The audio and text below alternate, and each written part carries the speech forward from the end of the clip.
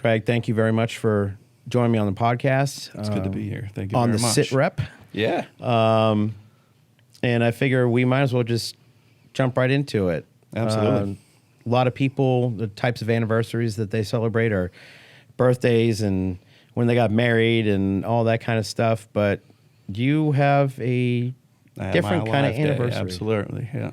So it is, for those out there in the audience that don't know what Live Day is, if you wouldn't mind kind of... A live day is the day where you feel like you probably should have died. It's the day where my significant day where, to tell you the truth, humongous blast, and I'm just happy to be alive. What happened was I was out on patrol. We had always rolled one tank and 3 trucks. And this day in Iraq, it was the first day in like 3 months it actually rained. So if you know anything about Iraq, no rain, all dirt, completely crazy. It rained all day. So we went on a mission just after it rained. So the sun had came out and everything like that, beautiful weather and everything like that. It was awesome. So it was kind of like, good to get out of the base, good to go do something, So Lieutenant decided on this one mission, we're going to go look at an observation post, something we hadn't done very often, you know what I mean? So we decided to go off the main supply route, go behind an area where we knew they would congregate a lot because we would see them on television network where the show was getting blown up. As we're rolling through,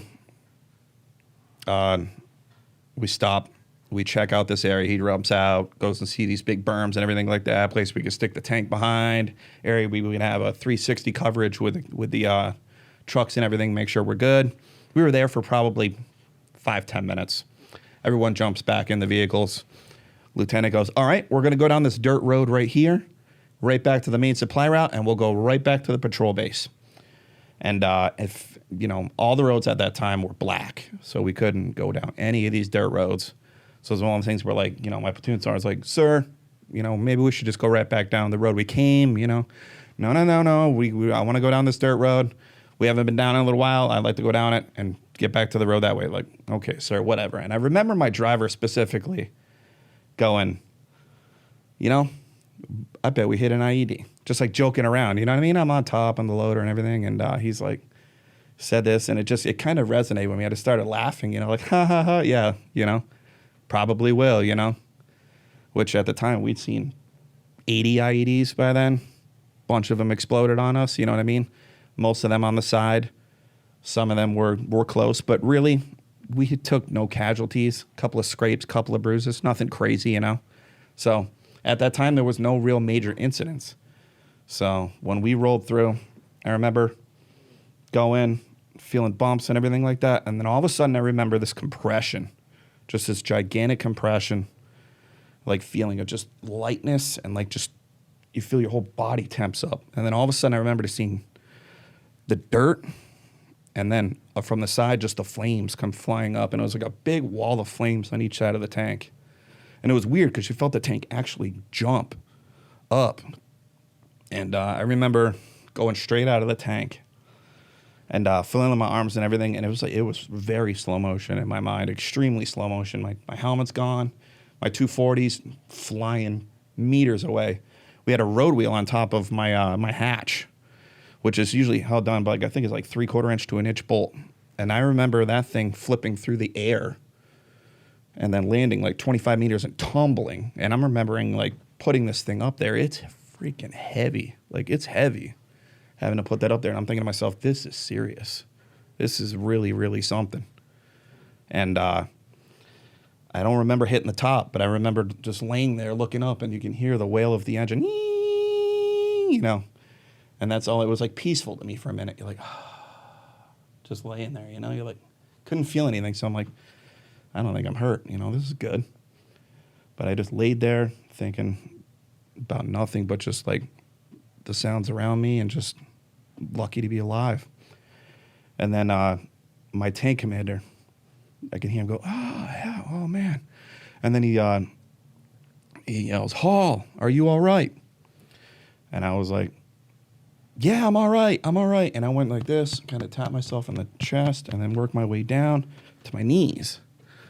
And I was like, yup, I'm good. He's like, okay, then get up here and help me get James out of the hole, our gunner. And I was like, all right. So as I got up, my legs were spread. My left knee was pointed left. My left foot was pointed the exact opposite way. And I knew right then and there, I was like, oh no. And that's when I saw all the blood coming out the top of the boot. And I saw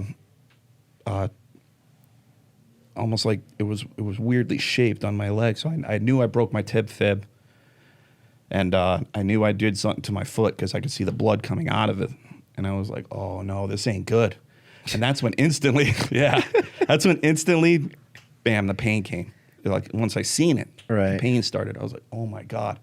So I started to scream, I'm not good. I'm not good. And I started screaming to the guys behind us who were still in the trucks, like, help, come help, you know? And James, my gunner in the hole, the halon bottles had gone off. So he was starving for air. As you know, when halon goes off, it takes out the oxygen out of the air because they thought it was on fire. He's starving for air. My gunner, my tank commander, found out that I'm not good, obviously. He yanked him out of the hole and got him up. Thankfully, disobeying direct orders, one of my first line supervisors came onto the tank and helped facilitate getting us down. Once he came up, everyone else started following him. And they got us onto the back of the tank. I remember laying there on the ground, and I remember as they were cutting my pants off and everything, it's like, man, I wish I'd have done laundry a couple days ago. Because I was like, didn't have my awesome boxers on. I'm like, yeah, you kidding me? Like, it's like, oh man. So yeah, note to self on that one. But they're cutting my clothes off and everything. I had my gunner next to me, he's screaming. This poor guy, screaming, just like, give me morphine, give me morphine. His legs were so messed up, it was unbelievable. I remember just him screaming, complaining about pain and everything like that in his side. His legs were all mangled. My tank commander, he had helped pull us out of the tank. He was sitting in the Humvee, just like smoking a cigarette, going, oh, like kind of relaxing, everything. He realized he broke his femur. And you gotta be kidding me. Yeah, and started laying next to me. Yeah, he had so much adrenaline, such an energy rush from what had happened that he broke his damn femur and got us off the tank and didn't realize until after he pulled everyone off the tank that he had broke his damn femur, which is unbelievable. So he was laying next to me. They started, helping out James and everything like that. I was good. They got the splint on me and everything. They started cutting off my boot. And I remember seeing my first line cut the boot, and his face turned white. And he was kind of took back for a minute. And I was like, so Ward, what's going on? Oh, you're good, man. I got you. Like, tell me how it is. He's like, what do you mean? I'm like, I want to know how bad it is. You're going to let me know I want to know how bad it is. And he's like, do you really want to know? I'm like, yeah, I really want to know. He's like, it's not good. The bones fell out. And I was like, oh, and that's when I was kind of like, oh my God. Like I thought maybe I had a broken femur and a messed up foot a little bit, but the bones falling out, that's not good at all. So the birds came probably about 10, 15 minutes after we got off the tank. They came down, 2 Blackhawks, got us out of there. And they had put James on top of me in the bird. And this guy, this E6 trying to find a vein on him. There was blood coming off of him and dripping down on me. I remember that. And I kept telling her, I'm like, please find the vein. I'm like, you're getting blood on me. You're getting, his blood's getting all over me. And we get to the field hospital and everything. As we got to the field hospital, they rushed us in there, got us down. And I remember a bunch of nurses and all that in there talking. They're like, hey, soldier, is there anywhere else you hurting under there? And we're good. I'm like, no, that's the only place it's hurting. I'm feeling pretty good, Head's a little rattled, but I'm okay. And they're like, well, where are you from? I'm like, I'm from Sturbridge, Massachusetts. And this one guy's like, oh, I'm from Weymouth. I'm from Bridgeport. I'm from this other town in Mass. I'm like, wait a minute, are you guys from Massachusetts National Guard? They're like, yeah. I'm like, oh, this is awesome. I was like, this is great. So kind of like, I remember talking to them, and then the next thing I remember, bam, I wake up.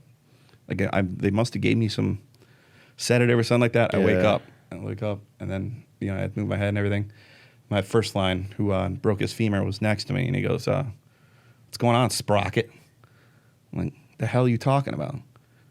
He's like, "Look at your damn leg." I look down at the halo, all the pins and everything like that, holding it together. I'm like, "Oh my God."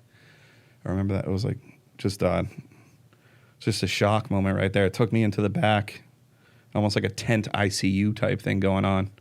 Lieutenant was just there. I hung out with her, and then, got a little bit of sleep that night. Lieutenant, my battalion commander, drove up like 2:30 in the morning to come see us and give us our Purple Hearts and everything like that. And I remember my sergeant major screwing with me. He's like, "Yeah, we're gonna get you all fixed back up, and we're gonna get you right the hell back out there. You're gonna come back out in the line, and we're gonna get you going again, Hall."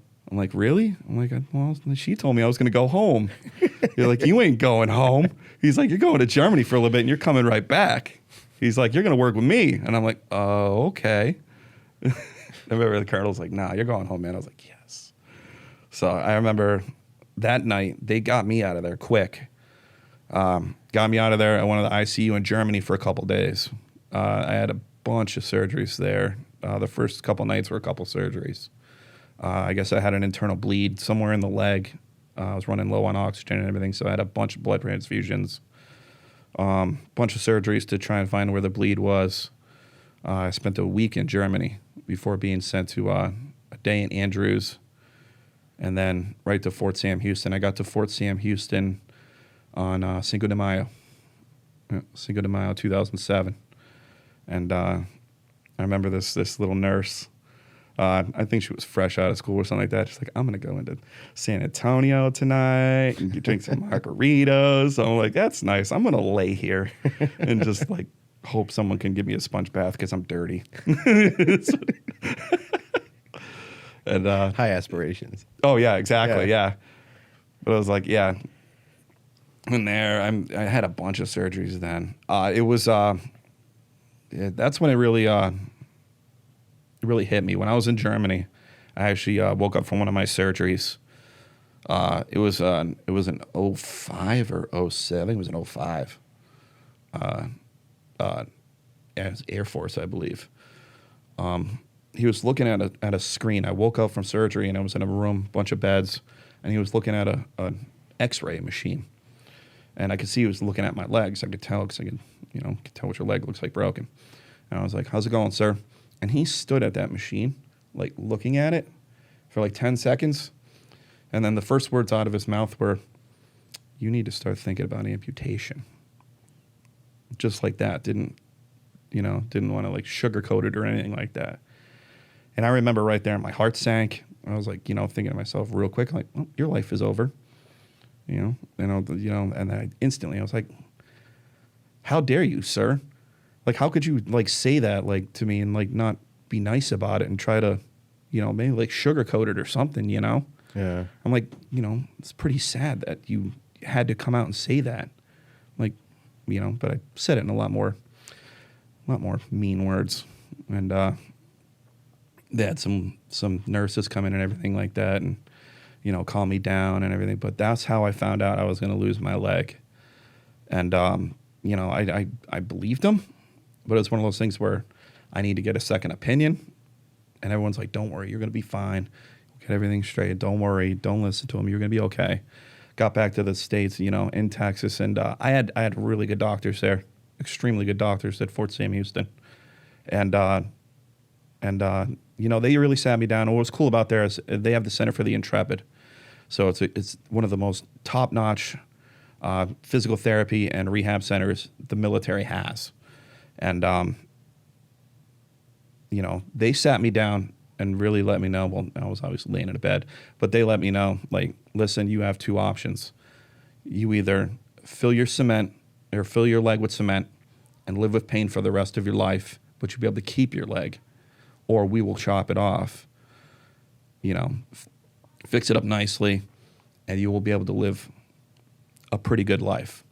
And what they would do to convince me is they had guys from the Center for the Intrepid come over who were amputees themselves, rehabbing, nice legs and everything like that, and tell me what they did. I've been going water skiing, I've been hiking, I've been doing running groups, I've been doing, all this stuff. They like set a goal, do that goal, and trust me, you're going to feel 10 times better. He's like, there's not much that's going to limit you. You're going to be okay. And it made me feel good. I mean, it took me 2 weeks to come to the realization I needed to cut off, you know. But I eventually did it, and right then and there, that's kind of, you know, the first time I'd really cried about what happened. It was the first time I really had a release was when I woke up after that surgery, and you see, you know, you're 1 foot there, but the other one's not there. Yeah. And that's when it come to the realization, like, why me? Why me? You know, I was high speed. I was close to getting E5.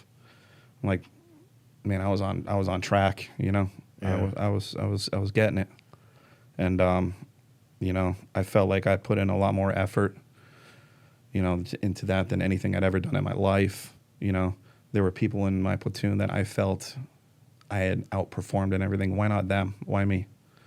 You know, that was kind of like, you know, my way of thinking. But, you know, eventually, you know, being around these people that are double amputees, triple amputees, these traumatic burns that are like all over their body, TBIs where these guys are just unbelievable, just not themselves. Yeah. And you start thinking to yourself, man, I got 1 leg. I'll be fine, you know? Because you see these triple amputees that are just, you know, hilarious and doing their thing, you know, and they're totally cool, you know? And you're like, Yeah. damn, if he can have a positive attitude, I think I can, you know? So that was like my first taste of rehab from the Center for the Intrepid and everything like that. And And so how long were you there for? I rehabbed for approximately a year. So I got there May. I had my first leg in September. How was that feeling? It was the first leg. Yeah. Oh my God, it was cool. It was really cool. It was like the first week. It was it's a lot of pain. It's a lot of pain trying to like kind of like toughen up your nerves and everything like that. Right. You know, one of those things. But I remember using a cane and everything like that, trying to like not put gingerly. And I had a physical therapist that was from Massachusetts, and he said, "Listen, toughen up, get on that damn thing and start walking." He's like, you ain't leaving here until you start walking. And I would do something. He's like, no, drop that cane. He's like, go from there to there and then come back. Keep doing it. I don't care if it hurts. Just keep doing it, you know? And like, I kept doing it. You kind of like, it in your mind, your mindset kind of changes and you're like, I can do this. Oh, I got this, you know? Right. And then you're like, oh, it doesn't really hurt anymore, you know? And then from then on, I was kind of able to do it, you know? But it kind of needed that mental push to get it done, you know? So, but it was unbelievable what they do there. I mean, for mentally what they do, you know, they bring in, God, we had celebrities there. I remember met a bunch of them. President was there twice. I never got to meet him. I was on leave both times, which kind of sucks. But the Spurs were there a bunch of times, San Antonio Spurs. God, Dennis Miller, all kinds of different celebrities come and say hi and hang out for you for a while. And you know, just to have that kind of presence there was just kind of uplifting, you know what I mean? Kind of made you feel like a rock star. It was awesome, you know? So I did that for about a year, and that's when, you know, signed the 214, and instantly your career is done. Like, It's a medical discharge. yes, yep. And are you total permanent disabled from your... I am not. You're not? 90% right now VA. When I got out, it was 40% from the military, from the Army. 40%. 40%, yeah. I really wish I could do it all over, but you know, I kind of made mistakes when I was going through. It was one of those things where I used to see, you know, psychologists and psychiatrists and stuff like that, and it was one of those things where I knew I mentally wasn't right. I knew I need to see people, but it was one of those things where I wanted to toughen up. I'm like, I'm fine. Just leave me alone. I'll get through this. I'm good. I'm fine. I don't need this. I'm fine. I kept telling him this, you know. And it was one of those things where, as I was, you know, transitioning out, I found myself actually getting worse, but I kind of ignored it, you know. Right. But that's what kind of shot me in the butt when I, you know, got 40%. And I was like, well, I kind of deserve that, you know. You know. Right. But yeah, transitioned out and everything, and I moved back into Sturbridge, and my wife at the time, I got married while I was in rehab. I had our first kid, our only kid now.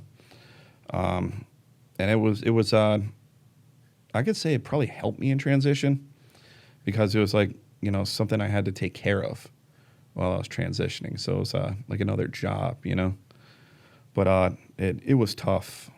I mean, you had something while you were in, all those friends you had, all that responsibility. It was so much fun. I had a great time. I loved every second of it. Iraq was so much fun. It was literally a blast. And and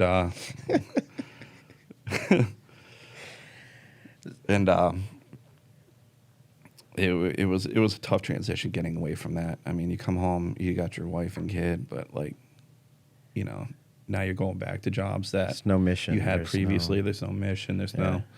no real structure that I lacked. And I started smoking a bunch of weed and drinking again. And when I was in, I never smoked weed. I was good, But did a lot of things that I really wish I'd have, thought about and seeked help for, but I didn't, and it caused me to lose my marriage. It caused me to, distance myself from the things that I used to love. And so you transitioned back, Mm-hmm. and remember the first time you caught somebody staring at your leg? Oh yeah, absolutely.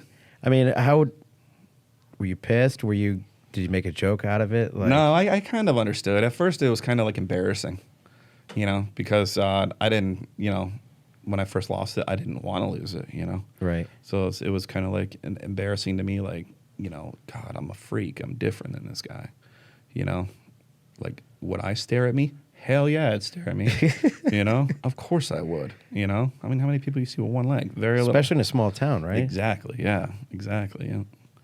So yeah, walking around town, going to the store, and everything like that. It was one of those things where, you were different, and I don't think I ever came to terms with it until I probably started working for the Vet Center program, and where you started realizing that your job relies you on talking to people, and conversating, getting to know people, and getting to know your brothers and sisters, and getting them in for services within VA and within Vet Center, and getting them the help that they need, Right. That I really realized that this thing's an asset. This thing draws people in to come talk to you. It's a great tool for me to conversate with somebody, because I have approach anxiety. I don't want to be like, hey, what's going on? How you doing? No, I don't. I'm just not that way, But if someone's like, whoa, you're missing a leg, be like, yeah, I see you served, and it kind of Yeah. like helps me, because it's them starting the conversation is kind of good, Yeah, it's a pretty forthright icebreaker. Yeah, right there. it's an awesome icebreaker. Yeah, yeah. And so, But, so did things change with?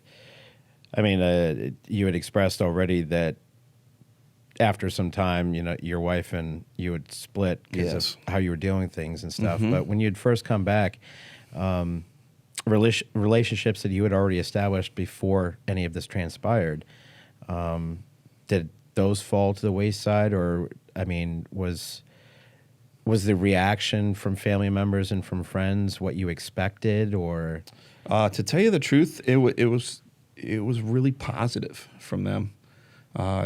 It seemed like I came back to a hero's welcome. I'm not gonna lie.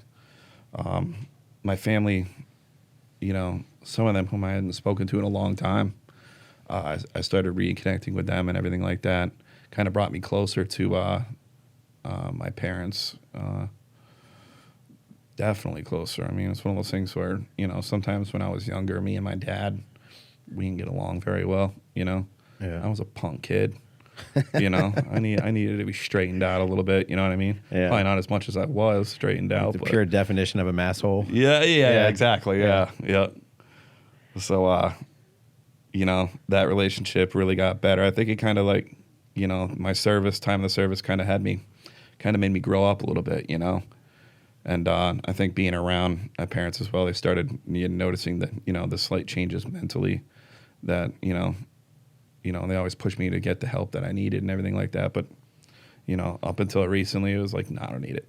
No, I'm good. No, I don't need it. No, I don't need it, But you don't really notice those small things that I guess that everyone else does, you know what I mean? Yeah. But luckily with friends and family like that, they kind of like, I guess they were a good tool to help you towards that path, Yeah, I mean, I remember when I had come back from Iraq, and all the guys that I was with, we all went through it together, and we all had our own issues, but we were all dealing with it together, and we had similar changes. Yep. Not everybody did, but we just dealt with it. Oh, absolutely. And so we all changed together. But then you get home and no one else has changed. They're still the same. You're the one that's different. You're like, whoa, okay, yeah, I went through a lot of change. You know what I'm saying? Oh, it's true. Yeah. Jeez. Like everyone you used to like hang out with and everything like that, you go to like do something with them, and it's like a whole different atmosphere from, all the things that you like, all the things that you used to like.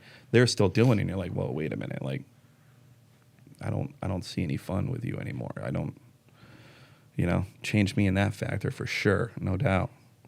Well, I mean, anybody that's been in the military can testify to the fact that you look at relationships differently when you've been in the military with people. I mean, it's not a friendship. It's like a brotherhood or a sisterhood or whatever you want to define it. Yep.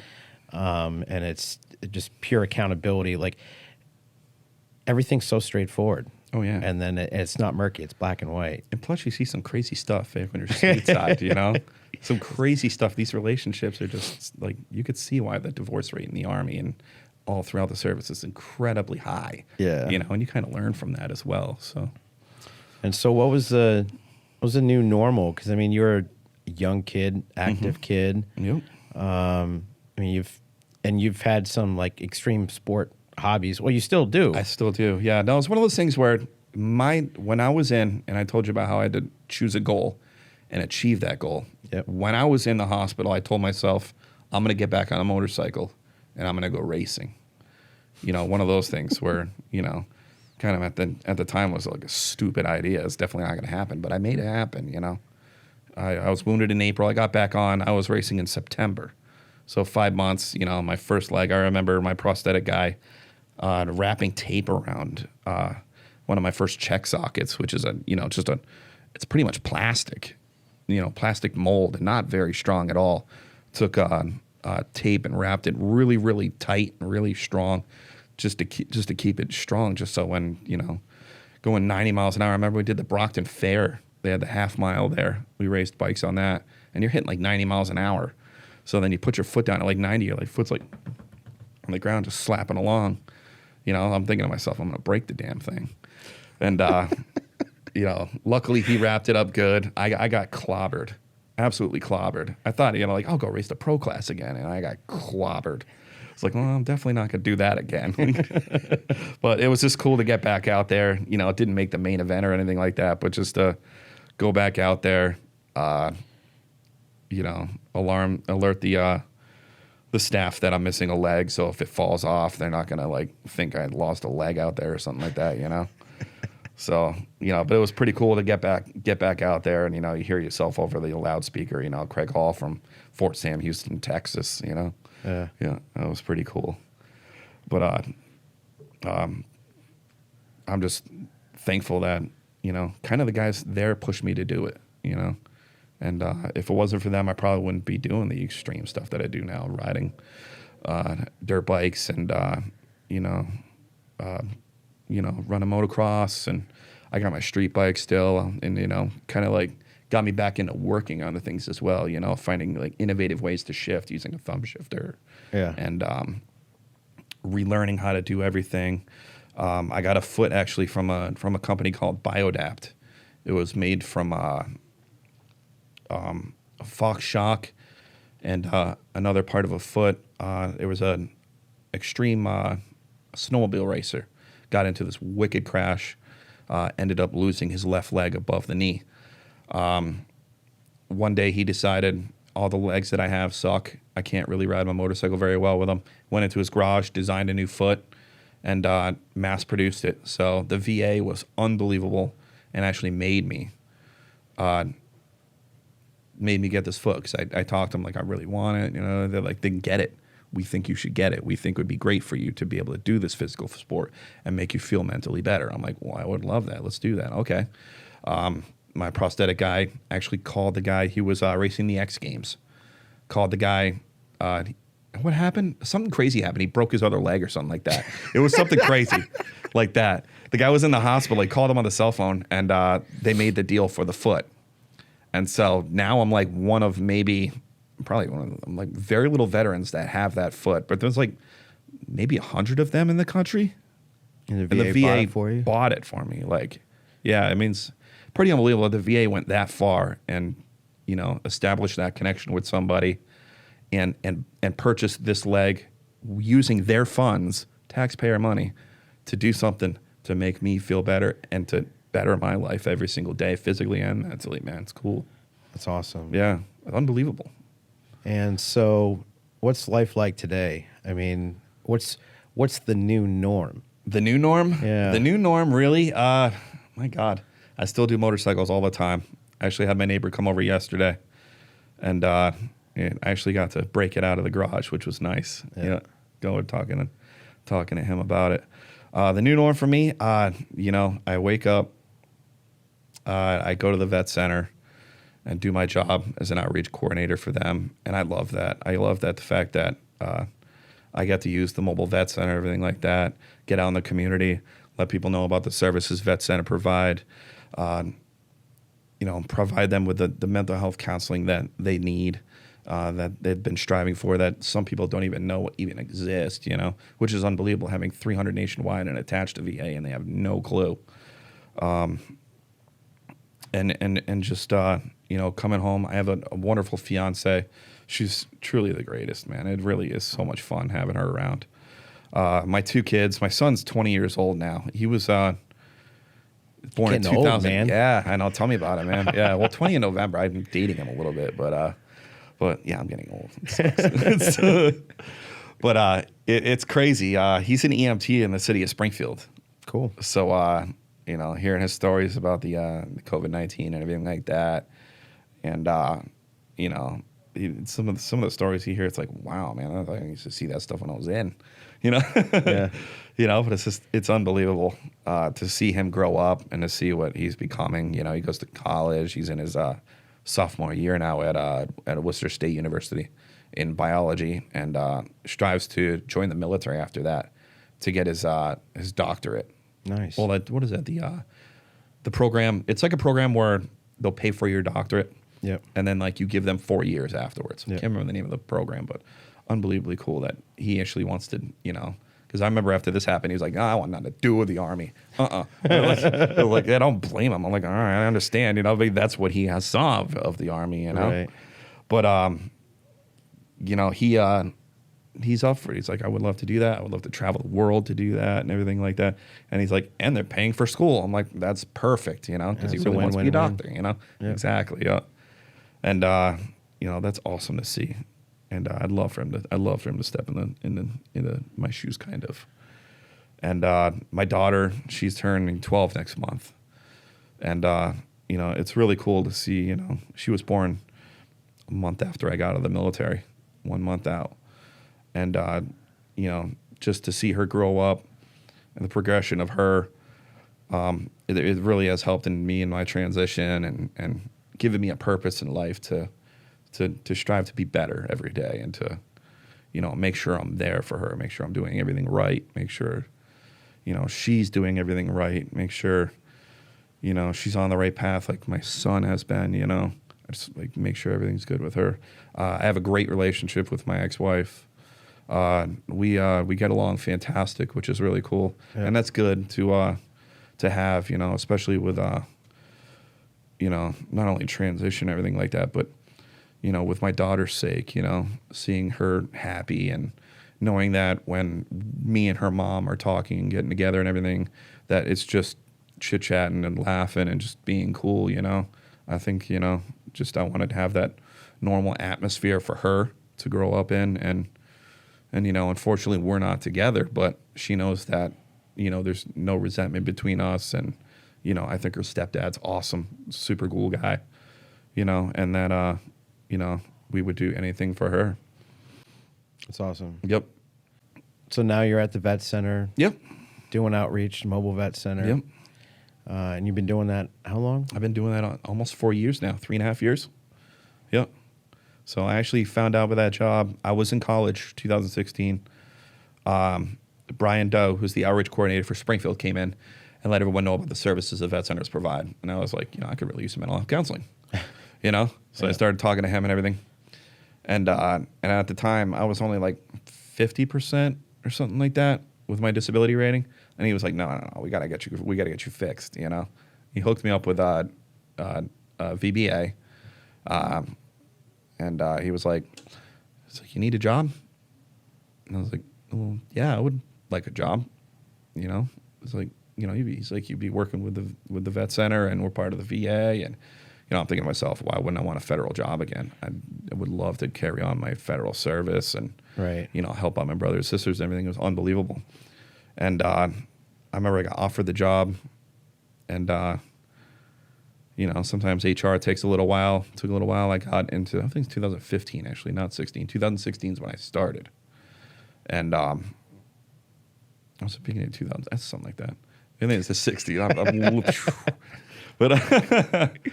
But yeah, started working with that out of the Springfield Vet Center, and that was a cool experience. It really was. I mean, it's so cool to be able to get out in the community, and use the mobile vet center. It's such a great tool to bring veterans in, and even like my first couple months working at the Springfield Vet Center was when the disaster happened at the JP VA, where they got flooded out. So I had to bring the mobile vet center up there, establish emergency response up there and everything like that, set up the vehicle for emergency response with a satellite and everything like that. And it was a good way to get my feet wet and learn what it was going to be like when we're really needed at our most extreme and, you know, times. And times like this when I really wish I had the thing. And it was good to get into that aspect. But what I love most is working alongside, you know, VA, VBA, all the VHA guys, and just collaborating and finding these veterans, hooking them up with all the services that some of these guys, man, Vietnam veterans, I've met guys with a couple Purple Hearts that were never even in VA, never even used it. Yeah. It's unbelievable, you know, and it's like, we got to help you out, you know, and get them into services, get them the mental health services they need. I mean, it's unbelievable when I hear stories from these Vietnam guys who are like, I wish I would have known about this like 10 years ago when I had my first wife, because this would have helped my marriage immensely. I had a severe drinking problem. I didn't realize it was PTSD until I go in, speak with somebody, and get the mental health counseling that I need, and the approach that our counselors take on them. It kind of opens them up and frees them of that burden they've had for so long, and some of them didn't realize they had. Well, the thing that I like about Vet Center, and I mean, I've used the Vet Center myself on a couple occasions. And by a couple, I mean a lot of occasions. But, I mean, the cool thing about them, they do individual counseling, they do group counseling, Yep. they do family counseling, they do Bereavement. counseling, couples counseling. Couples, yep. You don't even have to be married. No. You just be in a relationship. It's who you can have your cousin there. You can have your girlfriend from a week ago. It doesn't matter. Yeah. You know, as long as you consider them family to you, then you're good, you know? And, it's about helping your family through the process. Because, you know, when you go home and you're acting out, you're having all these issues, you're isolating, you're showing all the signs of PTSD. It doesn't just affect you. It affects your family as well. Right. You know, so they're feeling the angst. They're feeling the depression. You know, they're feeling all the same feelings you do, secondary.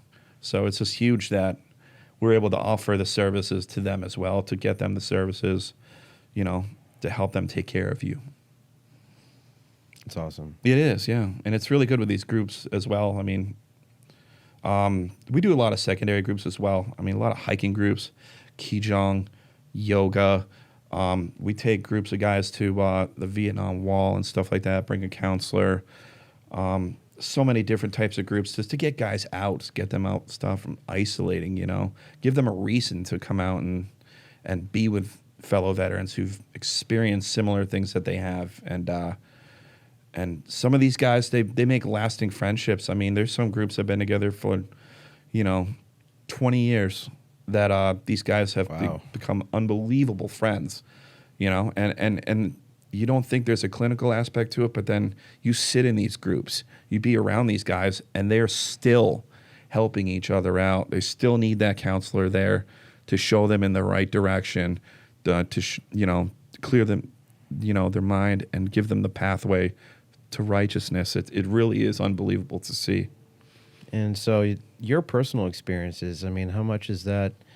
I mean, you've been in mentally and physically in some places that not everybody's been. You've Yep. been tested to the max in a lot of different ways. Oh yeah. And how has that served you with your work at the Vet Center? I think it served me immensely. I think it's when the guys see me in my physical stature with my leg or something like that, or when they talk about my service and everything like that, I think it makes them feel better. It makes them feel that more connected because they're not the only ones at the Vet Center. They're not coming to a place where, people don't know what you're talking about.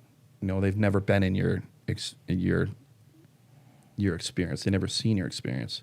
But if they see someone, with a prosthetic leg, someone who's been, at least in their mind, in a place where, it's an extreme combat zone. I don't really talk too much about my service there, you know what I mean? But they could see that I've been through some things, Right. mentally, physically, when I get in groups like that, they'll ask me these questions, and you got to tell me, like, how did that happen? You got to tell me, like, what, all the different ways that you were able to cope from this, what did you do, how was your relationships and stuff like that, and it's cool to be able to bounce those things off of them, and then they realize, wow, man, some of these Vietnam guys be like, wow, I've seen similar experiences, you know what I mean? And it kind of links their service to ours, which to them is kind of like, wow, it's, a desert compared to a jungle, but it kind of, together, it kind of draws you in and you can kind of, they can relate with you, I mean, I don't know if I could relate with them because that's unbelievable what they went through, but, they kind of relates to you and it helps because, even talking to some of these guys, they've been through this for years and years and years, you know what I mean? And it's cool to see them so positive, so upbeat, and readjusting so well, which is good to see. It was good to see. Yeah. And so for veterans that are out there right now that are in the audience that are watching this, hopefully you're watching. But I mean, people that are out there that are thinking, this is total BS, whether they're in a situation like yours where they're an amputee or Yep. they just really bad TBI or PTSD, or maybe they're just an angry Marine like me or something. I don't know. But to those veterans that are out there, Yep. and to the family members Mm-hmm. who, like you had said, are riding the wave along with them, Yep. what kind of advice do you have for them? Seek help. If you feel something's wrong, something probably is wrong. A lot of guys, they'll come home and just start drinking, You got to notice the stuff. You got to notice the isolation, the stigma of mental health. A lot of people think like, even when you're in, it's drive on. We have a job to do. We have a mission. We drive on. We do that mission. At the end of that mission, we'll debrief and we'll go do another one. And we'll just keep going, Right. and that's what you're taught, Right. You got to drop that when you get home, It's one of those things where, nowadays they have taps to help you through with that. And when we were getting out, no, we didn't have taps. Here's your paper, go. And that's what it was, I mean, seriously. But, and the family members as well.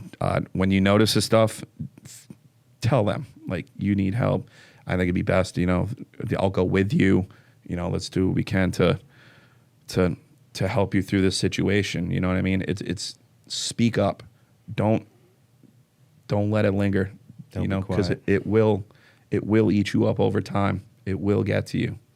It's something that took me a long time to realize. And when I did, immediately got everything off my mind, was able to dump things that I really wish I'd have dumped years ago. Yeah. And I'm thankful as hell for vet centers. I'm thankful as hell for the VA. And it was a long road for darn sure. But, you know, the fact that I actually get to work for the VA now and the vet center program is, it's like coming full circle, man. It really is. It's awesome. And so to kind of end things on a lighter note, I mean, there are some big changes that have happened, obviously, in your life. And there's some things that are always just going to be a pain in the butt. Yep. And you had told me that one of them is going through the airport. Oh, my God, yeah. I got to say, like, I really wish, I'll just say it, I hope Congress one day makes it so much easier for us to go through. Because there's so many times where you'll go through and they'll check your hands. They always swab the outside. They swab the foot and they put it through the machine. And about, you know, 1 out of every 2 times it comes up with carbon. And everyone knows it's carbon fiber. It's carbon fiber. Exactly. Yeah. So, I mean, I realize when you fire a weapon, you're going to get carbon on you, you know? I mean, that's what's inside of a bullet. And understand, you know? Or bomb-making equipment, you know? It's understandable, you know? Right. You know, handling C4. Yeah, it's going to happen, you know? I think that's made of carbon. I could be totally wrong. I wasn't an explosive I'm not a expert. chemist. I don't know. Exactly. I was Marines. It was a tanker. But yeah, I remember going through the Denver airport one day. I was running late going through and beep, beep, beep, beep. I was like, ah, damn. They're like, oh, let me do this again. Beep, beep, beep. I'm like, do it one more time. Beep, beep, beep. Damn. All right, go get all my stuff checked out. You know, they're going through all your personal stuff, going through pulling your underwear out, all your stuff. Good thing I didn't have anything else crazy like that, you know? Yeah. But then they got to give you the strip search. You go in the back, and they got this guy, you know, it's not really strip, I should say. You're not naked or anything like that. But they're really, really getting in depth, really getting in there. And really, you know, every crevice, they're really looking, you know? Yeah. So they're getting right in there. And luckily, this guy was an Air Force vet. He saw my leg and he was like that. He's like, carbon. And I was like, yeah. And he's like, it's like I'm an Air Force vet, man. Just let me do my thing. I'm like, do what you got to do, man. I got a flight. Let's do this. Let's do it. You know? He was cool as heck, you know? But he really got in there, you know? Yeah. Really got in there. But I hope one day that, you know, for us guys and gals that are amputees, I've heard it from several, that it needs to be... It needs to be fixed. There's so many, you know, I mean, it's crazy to check you for carbon. I mean, just because you have a leg. And it's made out of carbon. It is, yeah. I mean, it's, you know, I don't know if maybe they're thinking you're hiding something in there, but it's not much room to hide. But, No. you know, but if you had a couple times where like, can you take that off so we can inspect it? It's like, no. No. You know, I don't mean to be a jerk, but I don't want to take this thing off and have everyone look at me as you're inspecting my leg, you know? Right. But, yeah, that's just, you know, every 2 times it happens to where it goes off. And, you know, I think it's a couple times where they actually didn't do it and they're like, all right, go, you know, with a couple pat down, you know, where they just know you're not going to do anything, you know? But, you know, they have a job to do. I understand, you know, so I let them do their job, you know, but hopefully it changes over time. I'm not the one that makes the rules. Well, I deeply appreciate you coming in today and sharing your experience with us. Kimmy, thanks for having me, man. And I'm your so glad to be transition here. and everything else. Hopefully it'll encourage or inspire some of the guys and girls that are out there that may have gone through a similar experience or a totally different one, whatever the case may be. But definitely getting knocked down and getting right back up, man. You're one of the kings of it. So You gotta do what you can, man, for sure. thanks for your service, everything you do at the Vet Center, and to all you guys out there, got plenty more content for you to check out. We've got multiple playlists on YouTube and what have you, so feel free to scour through it and look through it. And if you got any feedback, any suggestions or anything like that, feel free to send those to us. You can email the program at vnnfeedback@va.gov.